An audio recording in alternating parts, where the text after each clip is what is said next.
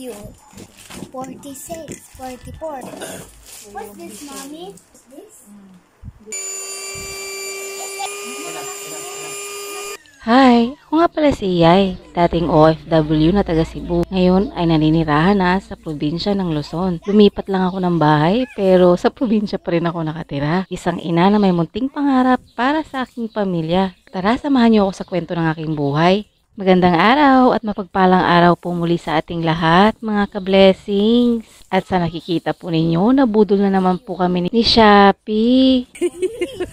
Huwag po kayong maglala, magagamit nyo rin po ito. Kaya ito po, binubuksan ko na. Maya-maya, ipapatesting na natin to kay Daddy. Kaya ayan, pinatesting na nga natin kay Daddy gamit ang unan. Yan na lang po munang gagamitin natin para makita natin kung working properly po talaga ito. At ito na nga, susubukan na ni Daddy kung anong dapat na nozzle ang ilagay niya.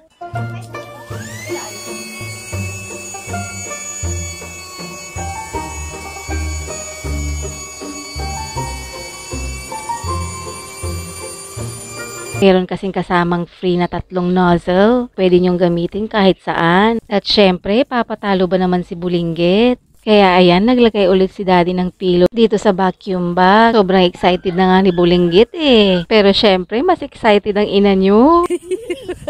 Perfect na perfect nga pala to sa mga alat nyo sa bahay. Especially mga unan, hindi na ginagamit, blanket, at syempre mga damit na rin. Super space saver po kasi ito, lalong-lalo na sa mga gamit ninyo.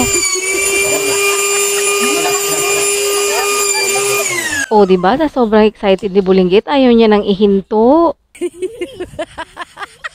Nakakatuwa rin po kasi pag nababacuum na. O siya, yan lang po muna sa araw na to mga ka-blessings. Daghang salamat sa pagtanaw.